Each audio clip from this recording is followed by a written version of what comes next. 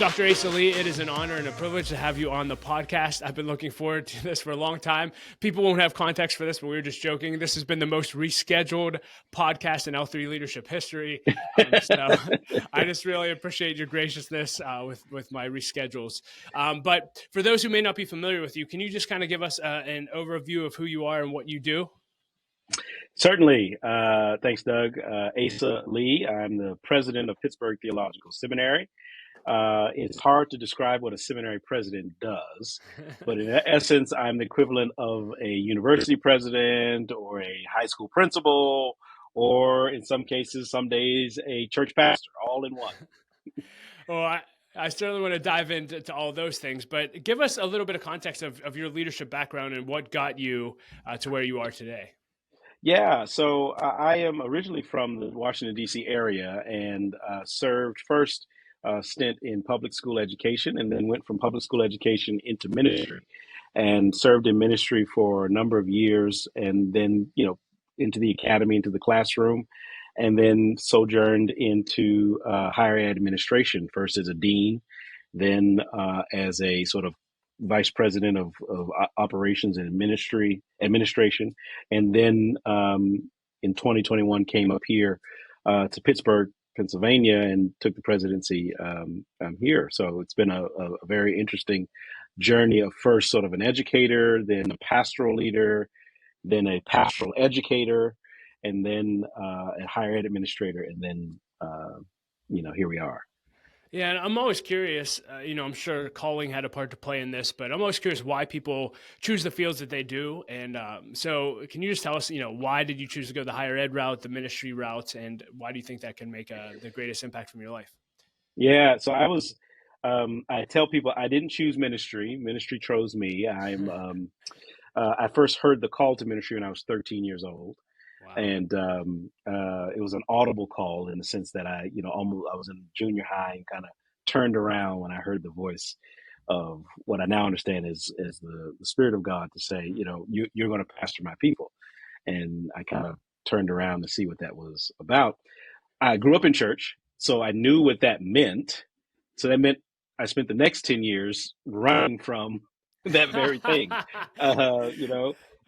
it was very clear. I don't want to be part of that. That's not what I want to do. Pastors stand up every Sunday and they get a lot of flack. That's what I want to do. I did want to be an educator. I did enjoy sort of one very pivotal moment for me was being asked to explain a lesson in a class, in a music class. And I remember vividly, and still to this day, this is the thing that always gets me excited, is the look on people's faces when they get it, right? It's a contact high. It's just an incredible experience to see people, whether that's Bible study, life lessons, sitting in a meeting, when people start nodding their heads and they start getting it, or you give them a concept that they've never received before. I remember as a kid having that experience. And ever since then, I was like, I want to be part of that journey for folks. So I always wanted to be an educator. Didn't ever want to be a pastor. And so I went to school to be a music educator. I was a musician and studied to be a music teacher and was a music teacher for a short period of time and really enjoyed that. But when I was about 24 and graduated 23, graduated from college and gotten a job and was working in a church and teaching. And that voice came back from the age of 13 and said, "You've played enough. It's time." And I have to say, it was time. It was time for that. And so both worlds kind of had merged, right? So I fall in love with the pastoral ministry and the idea of leading people to a better vocational sense of who they are in God and being able to give themselves to God for the work of ministry. But then also, like, you still get to educate folks and you still get to see that bright light happen in their eyes. And so the last 10 or plus years in theological education means I've been able to live both of these things together in a very exciting way. So I enjoy what I do. Wow. One thing I want to take a side trail on is you talked about hearing the voice of God when I think you said you were 13 years old. Um, Hmm. this is a leadership podcast. We have people of faith, people not of faith, but I think a lot of times it's interesting. I say similar things like I felt like God dealt with my heart, and so Hmm. many times I have leaders come up to me and say like, how do you actually know God spoke to you? And I'm just curious, in the way you Mm. describe it to people, if someone's trying to discern or hear God's voice, what would your advice be to them? Seeking out God's will for their life. Well, I think one of the most important things is, and we miss this sometimes in the American expression of Christianity, especially in the American church, is that we often sometimes think we're supposed to go at it alone. Hmm. But living a life of faith is not a lonely proposition. It's actually a communal proposition. The biblical record is countless examples of people working in community. Like even Jesus calls a community together to carry out God's mission. So I think part of what we have to recognize is God puts people in our lives Hmm. that helps to surround us with sort of acts of confirmation, challenge, hope, encouragement, a reprimand. All of that is important. So um, you may hear something, or you may discern something, or you may sense something, but then also there's the moment where somebody else comes to you and says, "You are what they give you a statement or something like that." In my case, um, people have been calling me Reverend Lee since I was a kid because I talk with my hands a lot. You'll see that a lot, right? So, there are pictures of me as a kid. Like I have this vivid picture of me on one of those play telephones at like 3 years old. And I'm doing this That's and I look awesome. like a preacher, right? So they called me Reverend Lee. Well, when I was ordained, my mother told the story to the church about how a great aunt christened that and saw that in me Hmm. at a very young age, right? So community matters. It was once I announced the call, the acceptance of my call on my life, the church that I was serving at the time as a minister of music, one woman in the choir said, when I said, I'm called to preach, and I was crying, all kind of stuff, and she looked at me and said, "Oh, we've known that for years," right? So Wow. community helps to affirm sort of where you're going on this. So you don't have to do this alone, is my point. Yeah, I guess on that note, I guess I would be curious because community is one of our core values at L3 Leadership. We believe no leader should ever do life alone, but in community for all the reasons that you just mentioned. But yet, statistically, I saw a stat I think Henry Cloud shared that he believes about 80% of leaders, when asked, said they don't have one person that they can Mm, confide in their leadership journey. And you've obviously grown into a significant leadership role, get to interact with a lot of pastors. And I know that could be a lonely world. I'm just curious, at your level, how do you seek out intentional community that can continue to sharpen you and not, I know a lot of times leaders actually, the higher they go up, the more they're paranoid, they're afraid people take advantage of mhm. them or not. I'm just curious, how do you intentionally pursue community in this season of your life? It's funny because I'm often quoted to say I don't want any new friends. um, but I keep running into people who are of like mind, and we're drawn. Like is drawn into like in that regard. And so I don't necessarily seek out because I do have a core group of friends who are positioned in places of their own leadership, and we can come together and talk about and pray for each other and do all the things that kind of edify each other without sort of the competition or the fear of what have you. And so I don't seek out folks. However, the way this job works is that you run into people who are of like mind, and in so doing, what are some of the attributes? Are they courageous? Do they speak their minds? Are they willing to be held accountable? Are they willing to hold me accountable? Are they not intimidated by, you know, stature or money or all these things? Are they true, genuine people? Are they people of integrity? And when you start adding all those filters, I got a core group of people. That's why I say no new friends. It's rare that people make it through all of those things, but Wow. when they Yeah. do, then you're able to share yourself in ways that the job is lonely, right? The Yeah. leadership in your context is always lonely, but being able to rely on others in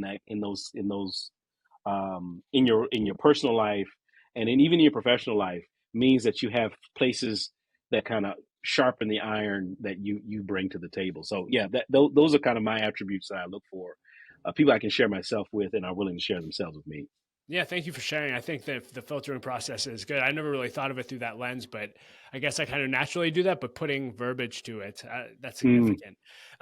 So you talked about you start off really as a teacher, but then you started growing in leadership and started having leadership roles, which requires a lot of growth. You know, people don't understand. They see people sitting in your seat and think, "Oh, you just magically got there." I'm Hmm. always Hmm. anxious to ask leaders, what are some of the prices that you've had to pay, or maybe things that you've had to grow through in order to lead at the level you're leading today?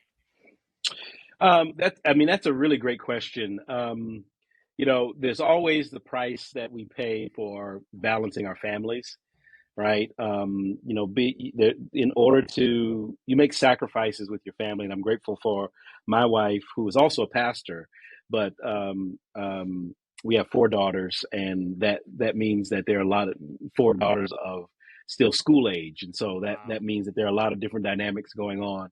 But I'm grateful to her that she supports the journey I've been on, but that means I'm not at every soccer game. That means I'm not in spaces and places that helps all the time. I do the best I can, but I'm grateful for that kind of sacrifice. The other is that I haven't been able to chart a kind of trajectory that some other of my friends have been able to. I mean, I spent much of my 20s serving churches. And so I was a pastor, and pastors don't get to do things that a lot of other people get to do in their 20s. Uh, and so, I have no regrets about that. It's just an acknowledgement that, I've taken a different path, and that means how I relate to others can be lonely or different. And in many respects, I present a lot older and more mature than I am for people, because I've had to grow up quickly. I started working in churches when I was 16 years old. So Wow. that meant I needed to comport myself with the level of maturity to be able to achieve things. Those are prices that I knew I had to pay, which is why in part I ran for so long. Yeah. Right? These are kind of the things that I knew I was going to get challenged by. So I wouldn't change anything about that, but it's just an acknowledgement that those are some of the key prices I had to pay. Yeah. Well, four girls, school age. I have four kids, two boys, two girls. I gotta ask, I love asking leaders, what are you learning in this season of parenting to be a good parent? The beauty of children, young children, is that they always give you perspective, Mm. right? No matter how difficult your day has been, if the most important thing is my bologna sandwich fell on the floor at lunch and it ruined my day, it puts every other issue in perspective, right? And so being able to always come home to people whose worlds are not your world, Mm. and they're not intentionally selfish about it. It's just children are naturally self-centered because that's who they are. Um, that means you're always drawn into their world, and that's actually refreshing for me when I have to deal with, complex issues of budgeting or who are we going to hire or what is this going to be. Right? It's really quite simple. Make a better sandwich, right? Or or do the thing, Daddy, that you fill out the permission slip. Those are the things that matter. So I'm grateful for the humility that children bring in our lives, especially in this season where I think all of us as parents of young children post COVID are all kind of figuring out the shifting sands of what it means to be a parent in this day and age. So, are you still mastering the art of making a sandwich, or have you got that down? I'm an excellent sandwich maker. Uh, Uh, Make a better sandwich. That's so funny. I mean, I could just give that kids. Come on, Yep, Daddy. yep, I do. yep, yep. I want to talk a little bit about leadership and researching this. I've read articles and listened to a few other things that you were on. And one thing you said, presence and availability are hallmarks of your leadership style. I think Hmm. that's beautiful, but I would love to hear you talk more about that. Yeah. Um, when you're a chief executive, the corner office is often the most distant office in the organization, right? So you got to go through layers and gatekeepers to get there. And so, to the extent possible, and this takes courage of the leader, which I can talk about later, but in this day and age, a lot of our institutions are going through transitions and changes. And so being a present and available leader means coming out of the office and not sort of walking the halls, stalking people. But, what does it mean to kind of sit in the courtyard of our campus, for example? And that's where I respond to emails. Or I'm taking lunch when I'm available in the cafeteria with next to students, right? What does it mean to keep the door open so that anybody that just drops in has an opportunity to have 5 minutes with the president? What difference can that do in your organization in terms of the ability of transparency and organizational management? Certainly, there are things that you can't talk about because of propriety or what have you, but there are a lot of things you can talk about. And so, learning to be able to balance sort of being present when you need to be, but also being available. This is an important value that I learned as a pastor. It costs nothing for you to spend 5 minutes shaking some hands and being at the beginning of an event or being at the end of an event and seeing folks. How many emails can you avoid by spending 5 minutes saying hello to folks? Wow. And that just saves a lot of time and a lot of energy, but it also gives you a constant check-in to say, the energy in this meeting doesn't feel right. And this wasn't my meeting, but I know what to ask when I have my cabinet meeting later on, right? Is everything okay in the institution? Is everything all right with that? What's happening over here? So temperature checking is a key part of that presence. Because if you're present, then you're also making yourself available in some way. I love that. We were just talking, before we jumped on the call, you're getting ready for your fall board meeting. You talked about the budget, all the fun stuff involved with leadership that people want to do when they're in their 20s. Mm-hmm. A lot of pressure comes with leadership. I'm just curious, how do you personally deal with the pain and pressure and stress that comes with your job?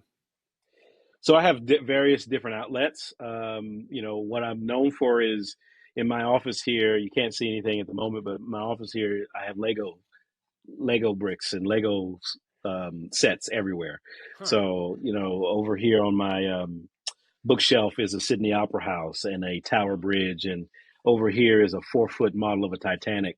That was my summer project last year. I mean, I have, that's,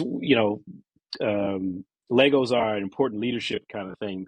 They always remind me, always remind me, I grew up at a time when Legos were, you bought a box of Legos and they were all just a bunch of Legos. They didn't have any instructions. You built what was over on the box. You just kind of threw them together. You built what was on the box. Nowadays they've got complex, builds and all the other good stuff. But what I learned early on is, the bricks, you can only build with the bricks that you have. You can't, if you need a circle and you have squares, you're not going to get to a circle. You got to figure out, how do you build with the bricks that you have? So, one of my outlets is if I'm working on a big project or I got some big thing going on, building a Lego build is very tactile, practical. I've accomplished something for the day, right? So I got an outlet like that. Another outlet is I garden. I do a lot of gardening, vegetable gardens, and tomatoes, squash, cabbage, potatoes, all sorts of things. Working in the soil, again, very tactile, being able to do this. I spend a lot of time working on tactile kinds of things, which you can do a thing in a short period of time, and you can walk away from that thing and say, I accomplished something. And so those are things that keep me sort of de-stressed in that way. Because if I can do those things, then I feel like I'm accomplished. But I'm also, while you're doing those things, working on those complex issues that you've got to deal with on a regular basis. So I have several outlets like that. Yeah, I love that. I remember in 2008, I went to a conference, heard Rick Warren say, he told leaders you need to divert daily, withdraw weekly, and abandon annually. But the divert daily, which you're living this out, he basically just said, if you work with your mind all day, you need to do something with your hands. And he actually mentioned gardening, but I love the Lego thing.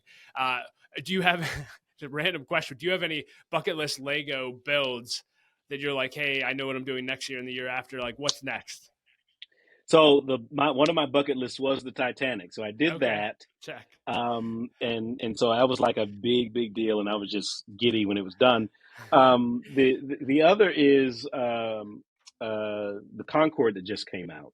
There's a set that is the Air France Concorde or British Airways Concorde. So I'm gonna that's probably gonna be next summer. I made it a habit. I've been in theological education in one form or another for almost 18 years now. And so when I started teaching about 10 years ago, um, I every year at the end of the academic year, I would either be gifted or I would go and buy a Lego set. So, the Eiffel Tower or the Concorde is going to be next year's. It's a 5 foot tall, 4.5 foot tall Eiffel Tower thing. Wow. So I have no places to put these things. That's the problem. I was going to ask, does your wife let you bring these home? And No. yeah. That's why they're in my office in my conference room upstairs. I can't have them at home. That's wonderful. Yeah. You mentioned that these are outlets for dealing with stress.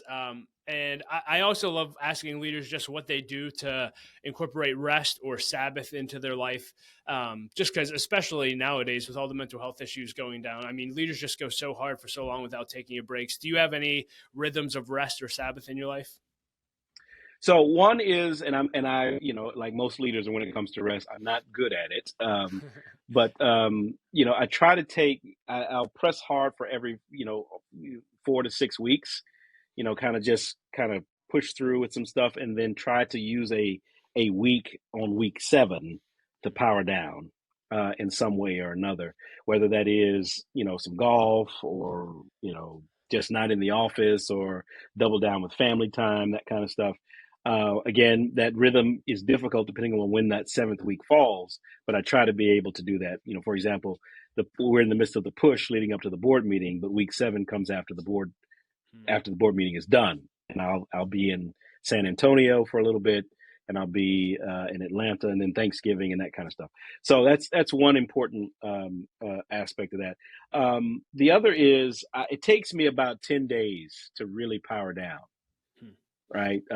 So this idea that I can take a week vacation and I'm good, no. If I'm going to really power, I need 2 weeks back to back. That whole first week, it takes about 4 days just to learn to deprogram grabbing my phone every 5 minutes to check emails. Right. And then about week 1 is done, I'm now in the position where I can actually rest. And then week 2 is beneficial. So, taking 2 weeks at a time as opposed to 1 week is an important learning that I developed over the years when you really want to power down altogether. Yeah, my wife and I started implementing that a few years ago, and yeah, I absolutely agree with you. That week to get unwound and then actually be able to rest is huge. Another one of your responsibilities as a leader is culture building. You're responsible for the culture of your organization. I'll just leave it open-ended. What have you learned about building great cultures? Cultures are maintained, built, and sustained by people. So choosing the right people, one bit of advice that was most important for me as a leader coming up was choosing. The most important thing you'll do as a leader is choosing who's going to be on your team, and that's important because who you choose on your team helps to build the culture you want to have, right? And so conversely, cultures are maintained, toxic cultures and other cultures are maintained by people as well. The challenge often though is if you inherit an old culture, like in the case of Pittsburgh Seminary, which is 230 years old, Wow. Cultures are often maintained by people. Some cultures are created by people who are gone. Wow. And therefore people maintain a culture that no one is invested in anymore. That's where you get statements like, we've always done it that way, but nobody knows why we do it that way. And nobody knows who's servicing who to continue to do it that way. And so you sometimes have to fight ghosts, I like to say. You have to spend time sort of speaking to the zombies that are walking around that nobody knows what's going on, but this system was put in place by somebody who's been dead for 30 years. Wow. But yet we still do this thing. Does it work? No. Well, then having the right people present means you can begin to change the culture more rapidly because they're willing to do something else. That's hard work because minding a culture means really getting into the minds of people and understanding why people do what they do there. Culture is not sort of this amorphous thing that just kind of happens. It's maintained by people, and people get something from the culture. So you've got to be able to navigate that as well. Did you have that experience where you inherited an old culture and had to change? Was that difficult for you, and how did you change if you did? Yeah, so Pittsburgh Seminary is a Presbyterian seminary. I am not Presbyterian. I am also the first African American and the youngest president in the school's history. Wow. So I check a lot of new boxes here. But what that really means is I'm not invested in the things that others that have held this office have been, because of their denominational connection, because of their longevity in certain spaces. So I get to come in and ask good questions. That's the advantage of being new in so many different ways. Okay, so tell me what this is again. And that kind of gentle interrogation means um, you, things are changing and things are invited to be questioned. Um, and what you actually discover is if you give, as president, the space for questioning, then other people ask the good questions. Hmm. And then next thing you know, everybody's like, well, let's try something different. And so this has been the journey we've been on at Pittsburgh for the last 3 years, is questioning in not necessarily a bad way, but just simply interrogating everything to say, does this work for us now? It worked for us then. Does it work for us now? It doesn't. Oh, well, let's do something different. And in many cases, it's been the ghosts of our past that we've been running into to say, well, it was done by this person who was no longer here. Okay, great. Can we really do something different? And can we imagine something different? Yeah, have you found that in those instances where change is necessary, how often do the people have to change versus, well, by meaning bringing new people in who adopt a new culture because other people just can't make that transition to the new culture, versus being able to come in, get people to make that change? I'm just curious, what's your experience been? So, this is probably, some people would call this a weakness or a bias. I'm an educator at heart. So my default is always that people will learn and change if they're teachable, right? Yeah. And, I got to say, we've not had nearly as much turnover as I thought we would in positions. Wow, that's The challenge is you've got to be patient. You got to be great. willing and frankly, sometimes you can't be patient. Sometimes the change needs to happen right away. But I've been afforded the luxury of being able to invite people to a different reality. Hmm. And inviting people to a different reality, I'm inviting them to think differently. And inviting people to think differently, you then have to say, okay, I'm inviting you to think differently, and this is going to ask something different of you. And then here's a quick big piece: trust me, right? And so, there's a lot of asks in there, but in most cases, the community here has trusted me. When I first arrived here, the seminary was closed because it was in the middle of COVID. And so there was no real activity going on at all, but we had promised. I arrived in June of 2021, but we promised by August of 2021, the seminary would be open and the campus would be available. But when I arrived, there were no opening plans. There was no way to do any sort of, uh, pre-screening or all the things that we got accustomed to back then. So I had done that work at my previous place. And so I had to say to them pretty quickly, you got to trust me and you got to think differently about this. And there were a lot of skeptics, but then we opened and we haven't had, any sort of mass breakouts of any kind. And so, okay, maybe this guy might be trustworthy here. Right. Yeah.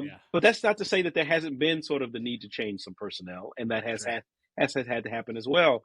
And that's partly because, as I tell people, I invite people to change. I invite people to journey with change.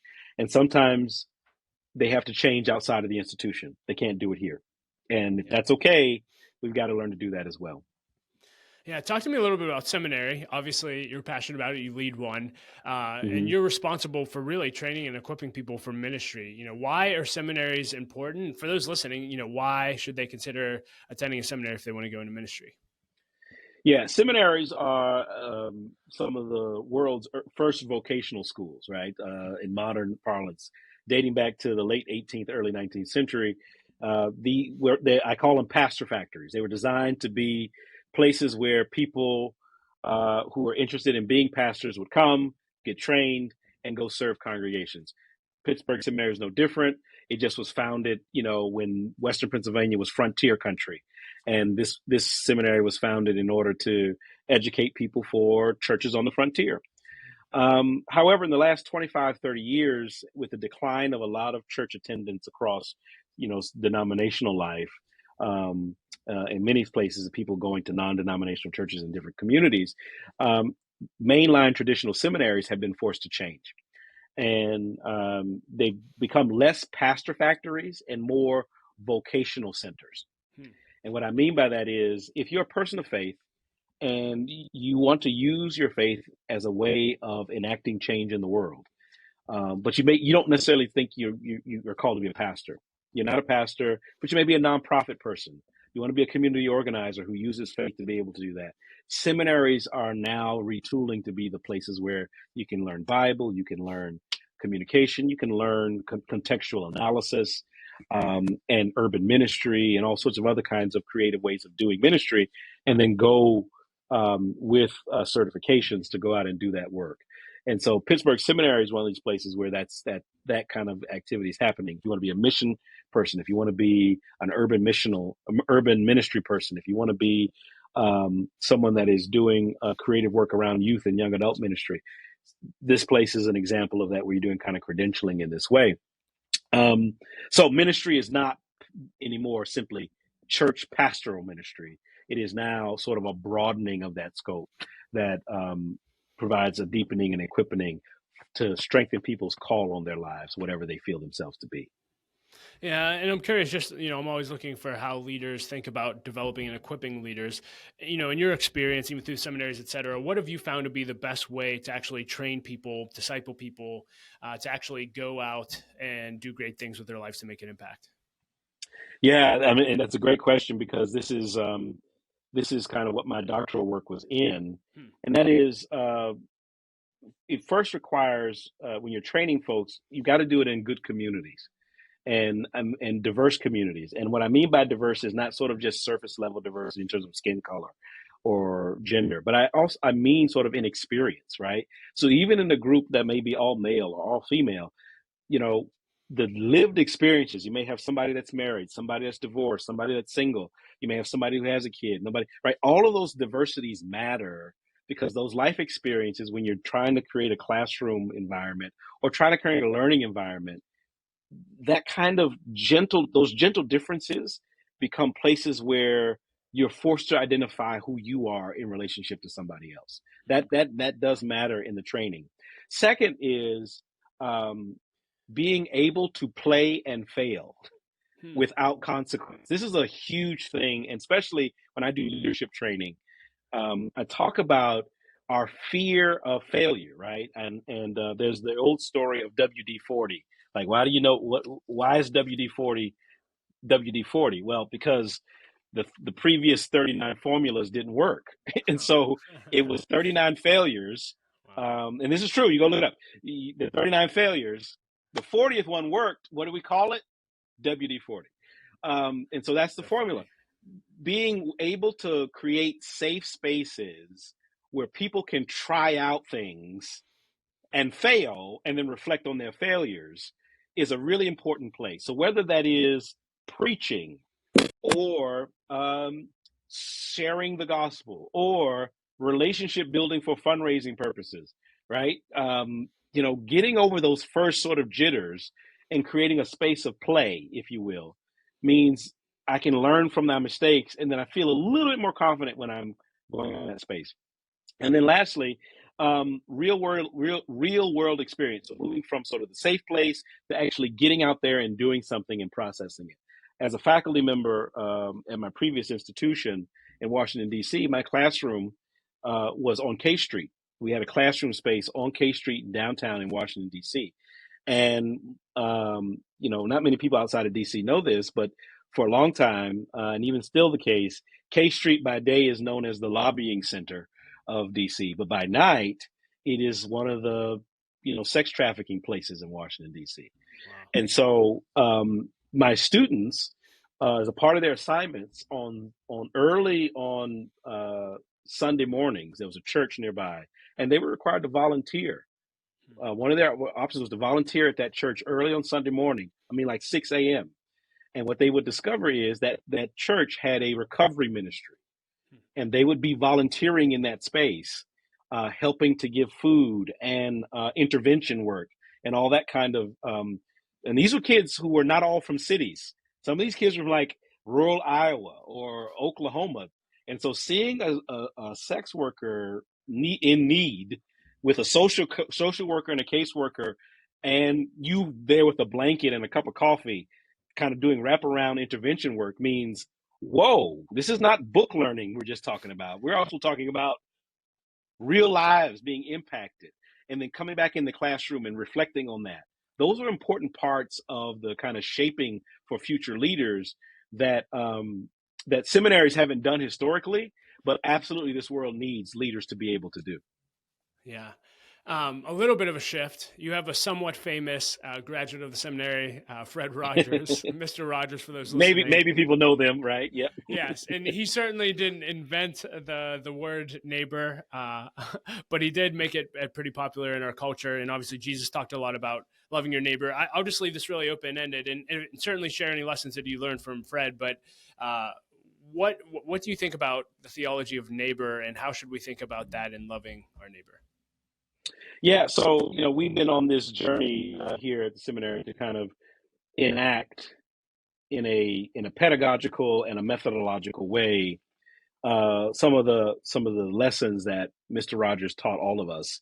He's a 1961 graduate of the seminary, and a lot of people know that Fred was a minister. They knew that he may have been an ordained minister, but they didn't know he actually went to seminary. And in talking to people in his world who worked with Fred, they say his seminary education really refined and honed his idea of the show. Wow. And so some of the takeaways for us is, Fred was teaching gospel lessons without ever using gospel or Jesus, right? He embodied and was the real deal of what it means to be a community, and what does it mean to be in a community and be a part of a neighborhood. And so the important part of being a neighbor and the theology of neighbor is to recognize that that all of us live in some kind of neighborhood.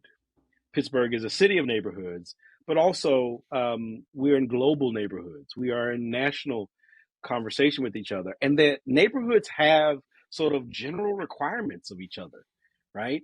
Whether that is the golden rule in a religious sense, or it's in a secular sense, just simply, hey, can you keep an eye out for the package on my doorstep, right? Or, hey, what happens to my house can happen to your house, so we got to look out for each other. Those things matter, and being able to recognize that the demands on being a neighbor are not religious; they are communal, they are shared, and God creates and sustains us in and through our communities, and therefore we're all kind of in the possibility of being neighbors one to another. And so as a seminary, we're working through how can we be a neighbor, a place that reforms, forms, and sustains this idea of neighbor, both in a religious context, but more specifically in a communal context, one with another. And being a good neighbor as an institution has a whole nother kind of dynamic to them. Wow. A little bit more about leadership. Part of your job is fundraising. I've been in fundraising for 13 years. Fun. Best fundraising tips. What have you learned about it? Be relational. Be yourself. Be relational. The ask is not as important as the relationship. That last one kind of feels counterintuitive, but a good relationship means you'll get to the ask. But if you don't, if you don't have a relationship with someone, you'll never get the ask. Additionally, being able to tell your story to multiple audiences is always an important part of fundraising, and that is you're never just talking to the person who's sitting in front of you. you're talking to all the various audiences they represent as well. Wow. Because if you have a good relationship with someone, you also have the potential for them to be their best relational person to someone else and to introduce you to the next person that can breed that. So I value relationships more than anything else. I have a fundraising person who's dynamic. He's really great. He's always looking for me to tell him what to do, and my response to that is, "You tell me who to talk to." Right? It's not. This is because everybody wants a relationship with the president. If they don't want a relationship with the president, they may want a relationship with the institution. We are fortunate to be a well endowed institution, which means it has a different problem, which is my job in fundraising means, why do you need the money? You got money. What do you need more money for, right? So, the relational piece is becoming an important part of, you want to be a part of what we're doing here, not just giving, but you want to be a part of our experience of being a part of PTS. So those are some of the quick tips that I'd give. Love it. So I read that you have a proven track record for advancing equity, diversity, and inclusion in a seminary setting. Obviously, this is becoming more and more important to leaders everywhere, as it should be. What advice do you have for others when it comes to advancing this as well? So I've had lots of great experiences doing diversity equity work. One of my best experiences was working with the Arlington County Fire Department in Arlington, Virginia, during COVID. I was just a citizen of Arlington County, and they got wind of my work at the seminary at the time and in sort of communities around this issue. And the fire chief sought me out, and we were able to train 300 plus firefighters. Wow. On diversity equity work, in a non-threatening way. And you don't think, firefighters don't need this kind of stuff. They depend on each other, but actually they did. And some of the most diverse experiences I've ever had happened with those firefighters. But for me, we miss something when we do this diversity work without bringing in the theological aspect. And so my approach is often to say the diversity work that we say we're called to is not just because of legal requirements or because it's the thing of the day, or it's something we ought to do. This is about human dignity, right? This is about being created in the image of God, and therefore all of us have a little bit of God's light in us. And so what that means is respecting each other and seeing each other not as monolithic, but as a diversity that God is represented in all of these different people, right? And so then how do we build diversity as a question of human dignity and appreciating the experiences of each other, what those things are? You can't get that from a legal perspective. You can't get that from a sort of a philosophical ideology, but you've got to get that as a part of, you've got to live with these people in your community or on your job or in these places. And so being able to understand what makes them tick makes you a better person and vice versa. And it makes the organization function better. And so those are the kinds of things. And it was most acute with these firefighters when you ask them non-threatening questions. And we only asked them 3 questions. Tell us something about your upbringing. Where'd you come from? Why are you a firefighter? And what's your experience of race? Only one of those 3 questions was a experience of race question, right? But the kinds of stories that were being talked about were personal stories about who they are. Wow. And you got to choose how you answer that question. But in answering that question, your fellow firefighters understood what made you tick. Wow. And in so doing, points of conversation, points of disagreement were illuminated in ways that help people to understand who they are. So those are the kinds of things that I did in the classroom. It's kind of things I did in the seminary environment. It's kind of things we're doing here at Pittsburgh Seminary. And I just think a lot of those legal trainings that we have to go through, or the diversity trainings that we experience, loses sight of those kinds of nuances and simplistic engagement around simply being human with each other. Yeah, no, I love that. I think I heard Fred Rogers say, I quote this all the time, I hope I don't mess it up. It's like, there isn't a person you couldn't learn to love if you just heard their story. And Hmm. I just love that those three questions. I mean, that's basically all it is. It's just people sharing stories, and that's beautiful. I haven't heard those three questions, so thank you for sharing that. With Hmm. the few minutes we have left, I want to dive into the lightning round. A bunch of fun questions I ask in every interview, and the first one is: what is the best advice you've ever received, and who gave it to you? Again, I think I said it earlier. Great bit of advice he was the board chair of my seminary at the time. Now he's a bishop in Florida. Was Be careful who you choose to be on your team, because the most important thing you do as a leader is choose who's on your team. Come on, if you could put a quote on a billboard for everyone to read, what would it say? Think. That's one of the best answers I've heard. Beautiful. Maybe, hey, maybe we can raise a little bit of money and put that up in Just Pittsburgh. think. Think. What's a book that you've read either in the last year or all time that's significantly impacted you that you recommend most often? Brene Brown's Dare to Lead was a really great text. Came out a couple years ago. I read it as a part of a class I was teaching on courageous leadership, and really thoughtful set of values plus strategies plus stories that kind of welded together sort of my core commitment of being what a leader is. Outside of your growing Lego collection, what's something that people may not know about your journey that they should know? I was a gigging musician. Okay. I was a piano player. Thursday nights I was a piano bar. Friday was nightclub. Saturday was bar mitzvahs, and Sunday was church. So Come on. yeah, I was the real deal. Do you have a favorite failure that led to a success or a valuable lesson? I remember seeking this job at a community college to be a faculty member there. I was like, if I make it here, I am set. I am done. I was a shoe-in for the job. The chair of the department, I was their favorite candidate. I was lined up to be the person, and the provost swooped in and nixed the job and gave it to somebody else.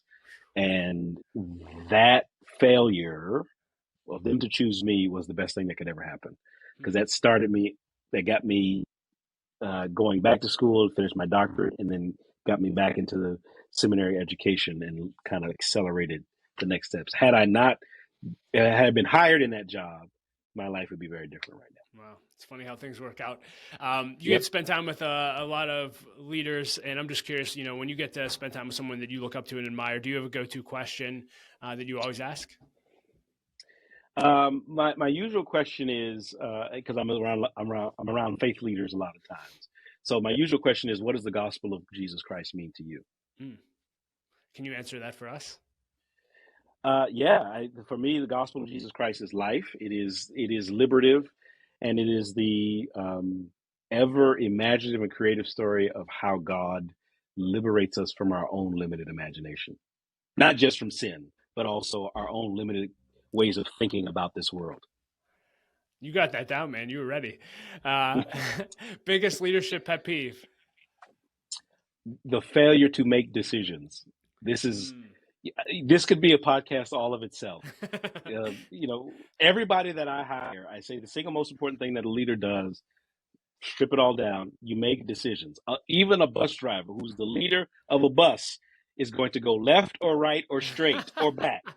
You got to make decisions, and leaders that don't make decisions, I have no space for. I don't know if you have an actual bucket list or not, but what's something you've done in your life that you think everyone should do before they die? I think you should see the sunset on the Atlantic Ocean. Hmm. Love it. It gives you a different perspective. If you could go back and have coffee with yourself at any age and you would have actually listened, what age would that be? And what would you tell that version of Asa? I think I'd probably be a freshman in high school.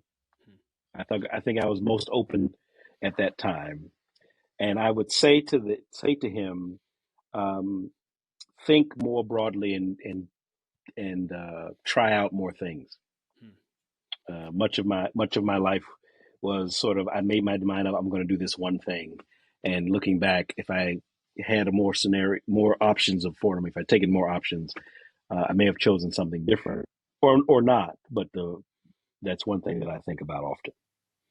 And on the other end of your life, looking back at the end, what do you want to be remembered for, and what do you want your legacy to be?